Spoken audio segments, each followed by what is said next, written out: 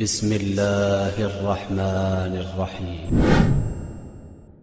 اللہ کی جانب سے جو توانائیاں اور صلاحیتیں تقسیم کی گئی ہیں اور تعمیر کی گئی ہیں اور تاسیس کی گئی ہیں، ان ساری صلاحیتوں کو حضرت آدم کے آگے اللہ نے جھکا دیا ہے۔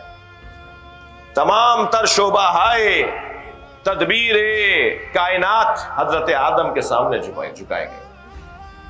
یہ مسجود ملائکہ ہیں۔ حضرت آدم کی زندگی عزیزان گرامی توبہ اور استغفار پر مشتمل زندگی۔ لا تقربا هذه الشجرہ، اس شجر کے قریب نہ جانا۔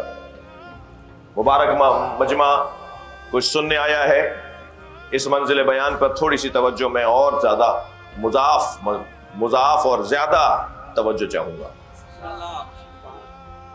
لا تقربا هذه الشجرہ، اس درخت کے قریب تم دونوں نہ جانا۔ جی اچھا بیٹا پنکھے کو ہاتھ نہیں لگانا، مثال دے رہا ہوں بھائی، پنکھے کو نہیں دیکھنا، کوئی نہیں لگا رہا، بیٹا پنکھے کو ہاتھ نہیں لگانا۔ اس کا مطلب ہمارا یہ تھا نا کہ اس بچے کو کوئی تکلیف نہ ہو، لیکن اگر اس کی جگہ کوئی اور اس کو گھما کر صحیح رخ پہ کر دے تو مطلب پورا ہو گیا۔ حضرت آدم درخت کے قریب نہ جاتے، کوئی لا کے پھل کھلا دیتا، تو حضرت آدم کو تو درخت سے روکا تک گیا تھا نا۔ میں درخت کے قریب کب گیا؟ تو نے کب کہا تھا کہ پھل نہیں کھانا؟ تو نے تو کہا تھا درخت کے قریب نہ جانا، تو میں درخت کے قریب نہیں گیا۔ فرشتے موجود تھے، فرشتے تھے نا جبھی تو سجدے کی بحث ہو چکی۔ کوئی بھائی وہاں پر شیطان بھی تھا، اور عجیب جنت ہے جس میں شیطان بھی تھا۔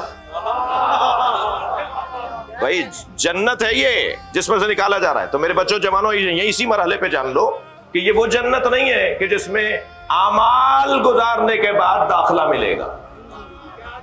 یہاں جنت لغوی اعتبار سے جنت ہے، خوشگوار ماحول،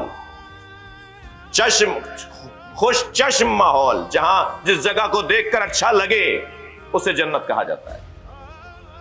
جنت جن، جنین، مجنون کے خاندان کا لفظ ہے۔ علمی گفتگو سننے والے توجہ کریں۔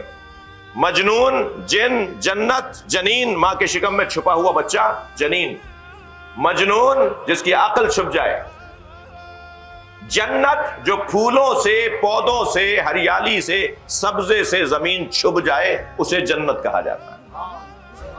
ایک ایسی جگہ تھی کہ جو پھولوں سے اور پودوں سے سجی ہوئی جگہ تھی، حضرت آدم کو وہاں پر رکھا گیا تھا، ورنہ تو جنت کا حصول تو اعمال کے بعد ہے نا، اعمال کے بعد جنت میں جائیں گے۔ تو حضرت آدم کو تو زمین، اچھا جب اللہ نے کہہ دیا انی جاعل فی الارض خلیفہ، میں زمین پر آپ کو خلیفہ بنا رہا ہوں، تو اللہ نے تو خلیفہ زمین کے لیے بنایا تھا، تو زمین پر تو آنا ہی تھا۔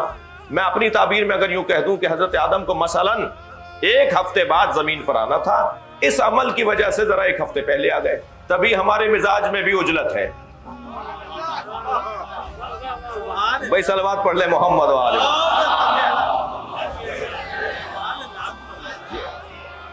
آنا تو تھا حضرت آدم کو، مگر 1 ہفتے پہلے آ گئے۔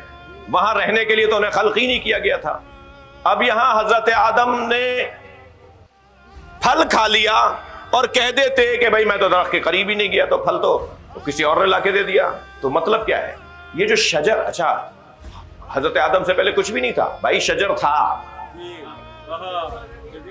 جی، شجر تھا تبھی کہا گیا کہ درخت کے قریب نہ جانا، درخت تھا تبھی کہا گیا درخت کے قریب نہ جانا۔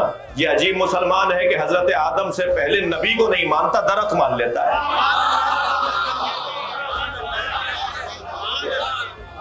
ہمارے نبی نہیں تھے حضرت آدم، صلوات پڑھیں محمد و آل محمد۔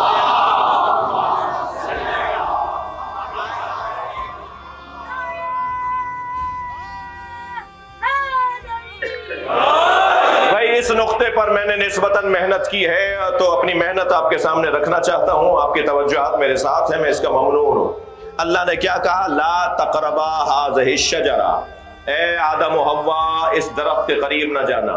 یہ قریب نہ جانا، قریب نہ جانا، یہ ذہن میں رکھتے ہوئے اب ذرا ایک اور آیت سن لیجئے۔ الم ترى کیف ضرب اللہ مثلا کلمۃ طیبۃ کشجرۃ طیبہ اصلها ثابت وفرعها فی السماء. توجہ، اے میرے نبی تمہیں اللہ نے مثال دی ہے کلمہ طیبہ کی جو شجرہ طیبہ کی طرح ہے.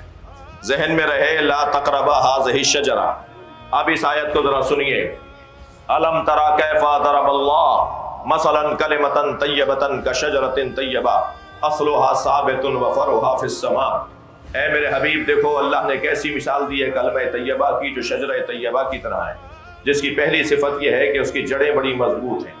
اس کی دوسری صفت یہ ہے کہ اس کی شاخیں آسمانوں میں ہیں. کوئی درخت ڈھونڈیے کہ جس کی شاخیں آسمانوں میں ہو. کوئی درخت ڈھونڈیے جس کے قریب جانے سے آدم کو روکا گیا ہو. وہ درخت کسی گندم کا درخت نہیں تھا، اس درخت کو محمد و آل محمد کہا جاتا ہے. اے آدم تم محمد اور علی کو اپنے جیسا نہ ماننا، قریب نہ جانا، یعنی انہیں اپنے جیسا نہ بولنا. جو انہیں حضرت آدم اپنے جیسا نہ کہہ سکیں. بھائی لفظوں کو محسوس کریں. جب حضرت آدم محمد کو اپنے جیسا نہ کہہ سکیں تو یہ امت کیسے کہہ رہی ہے کہ محمد ہم جیسے؟